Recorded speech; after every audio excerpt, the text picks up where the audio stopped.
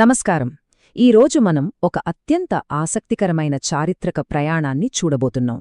ఈ విశ్లేషణలో వలసవాద ఆంధ్రలో ఇంగ్లీష్ ఈస్ట్ ఇండియా కంపెనీ కేవలం ఒక సాధారణ వ్యాపార సంస్థ స్థాయి నుండి ఏకంగా బహుళ వర్గాల సాయుధ తిరుగుబాటులను ఎదుర్కొనే స్థాయికి ఎలా చేరుకుందో డీటెయిల్గా అర్థం చేసుకుందాం.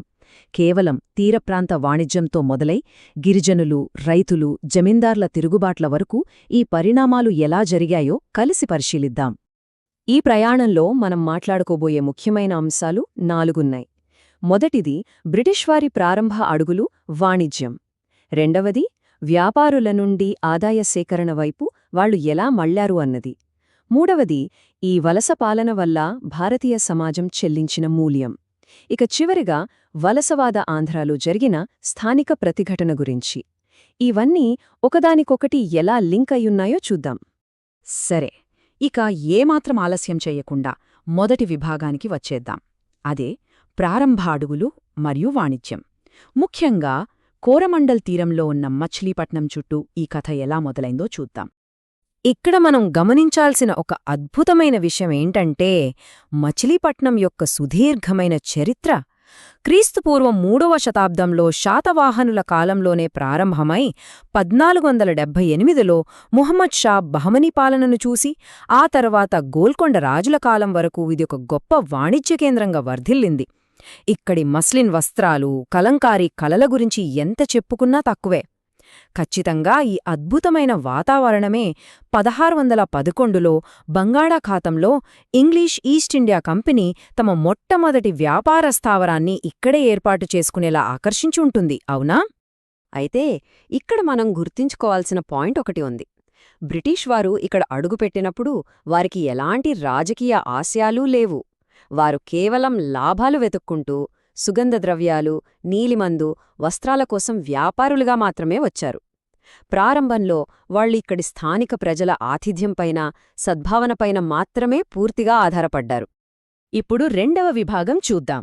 పక్కా వ్యాపారులుగా ఉన్నవారు నెమ్మదిగా ఆదాయ సేకరణ వైపు కన్నేసి పాలకుల వైపు ఎలా అడుగులు వేశారో చూద్దాం. భూమి నుండి గరిష్ఠ స్థాయిలో ఆదాయాన్ని రాబట్టడానికి వలస ప్రభుత్వం ప్రధానంగా 2 రకాల పన్నుల వ్యవస్థలను ప్రవేశపెట్టింది. అవేంటంటే పర్మనెంట్ సెటిల్మెంట్ లేదా జమీందారీ వ్యవస్థ.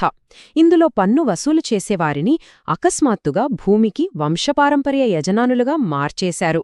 ఇక దానికి పూర్తి భిన్నంగా మద్రాస్ ప్రెసిడెన్సీలో ఎక్కువగా అమలు చేసిన రైత్వారీ వ్యవస్థలో మధ్యవర్తులు ఎవ్వరూ లేకుండా నేరుగా రైతులపైనే పన్నులు విధించడం మొదలుపెట్టారు. అసలు ఈ రైత్వారీ వ్యవస్థ అంటే ఏంటో కాస్త వివరంగా చూస్తే దీనిని కెప్టెన్ అలెగ్జాండర్ రీడ్ బారమహల్లో ప్రారంభించారు. ఆ తర్వాత థామస్ మన్రో దీన్ని మరింతగా విస్తరించారు. ఈ సిస్టంలో రైతుకు భూమిపై పట్టా లభించింది.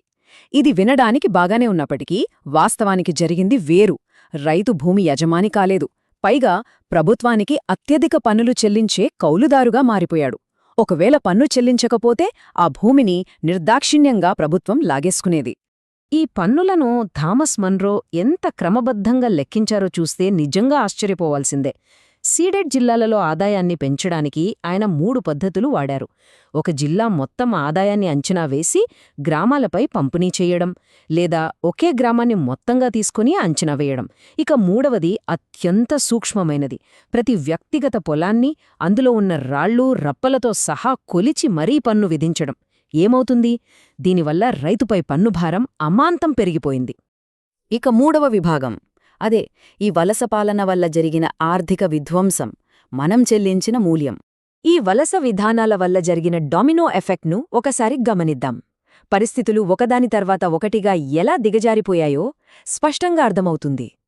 ముందుగా మొదటి దశలో పన్ను డిమాండ్లు మొఘలుల కాలం కంటే రెట్టింపు అయిపోయాయి. ఆ భారాన్ని తట్టుకోలేక రెండవ దశలో రైతులు కనికారం లేని వడ్డీ వ్యాపారులను ఆశ్రయించవలసి వచ్చింది. పాపం అప్పుల ఊబిలో కూరుకుపోయారు. ఇక మూడవ దశకు వచ్చేసరికి తరతరాలుగా వస్తున్న మన సాంప్రదాయ స్వతంత్ర గ్రామ ఆర్థిక వ్యవస్థ పూర్తిగా కుప్పకూలిపోయింది. ఈ విధ్వంసం కేవలం వ్యవసాయానికే పరిమితం కాలేదండోయ్. ఇంగ్లాండ్లో పారిశ్రామిక విప్లవం రావడంతో అక్కడ యంత్రాలతో తయారైన చౌకైన వస్తువులు మన భారతదేశ మార్కెట్ను ముంచెత్తాయి.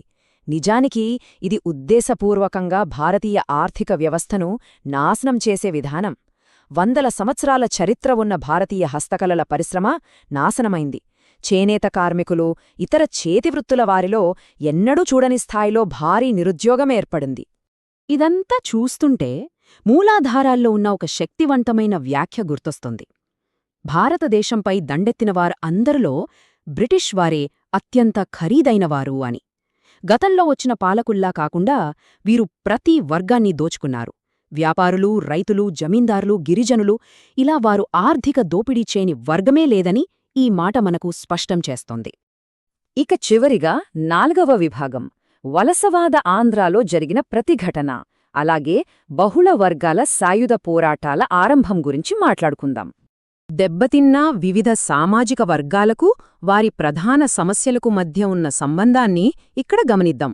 పాలకవర్గాలైన జమీందార్లు, పాలెగాళ్లకు తమ భూమి, వంశపారంపర్య అధికారాలు దూరమయ్యాయి. మరోవైపు రైతులు విపరీతమైన కౌలుతో, పన్నులతో నలిగిపోయి తమ భూమిపై హక్కులు కోల్పోయారు.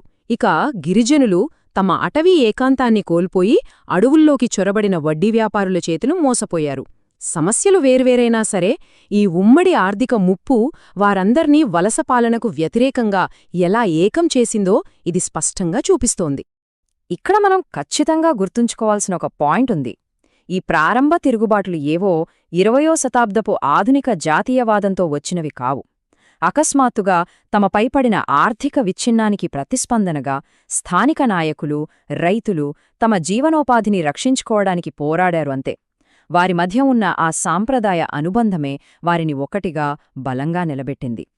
ఈ చారిత్రక పరిణామాలను మరింత సూక్ష్మస్థాయిలో ఇంకాస్త క్లియర్గా అర్థం చేసుకోవడానికి ఒక కేస్ స్టడీని పరిశీలిద్దాం. అదే వలసవాద ఆంధ్రాలో జరిగిన టర్నేకల్ తిరుగుబాటు. ప్రభుత్వ విధానాలు ఒక చిన్న గ్రామంలో ఎలాంటి తీవ్రమైన ఘర్షణలకు దారితీశాయో ఈ విశ్లేషణ మనకు కళ్ళు కట్టినట్లు చూపుతుంది. టెర్నేకల్ గ్రామంలో జరిగిన వాస్తవాలు నిజంగా ఆందోళన కలిగిస్తాయి.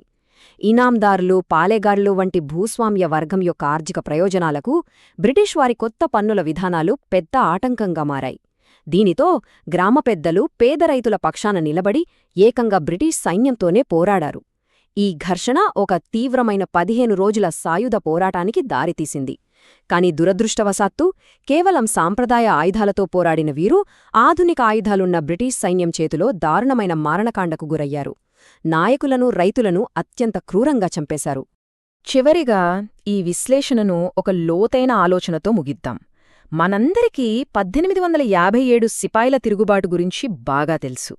కాని అంతకంటే చాలా ముందే జరిగిన టెర్నేకల్ లాంటి ఈ చిన్న చిన్న స్థానిక సాయుధ తిరుగుబాట్లు భవిష్యత్తు స్వాతంత్ర పోరాటానికి ఒక బలమైన పునాదిని ఎలా వేశాయో ఒక్కసారి ఆలోచించండి. కేవలం వాణిజ్యానికొచ్చినవారు పాలకులయ్యారు, కాని అదే ప్రజల నుండి తీవ్రమైన ప్రతిఘటనను కూడా ఎదుర్కొన్నారు. ఈ చారిత్రక విశ్లేషణ మీకు ఆసక్తికరంగా అనిపించిందని ఆశిస్తున్నాను. ఇలాగే ఎప్పటికప్పుడు కొత్త విషయాలు నేర్చుకుంటూనే ఉందాం.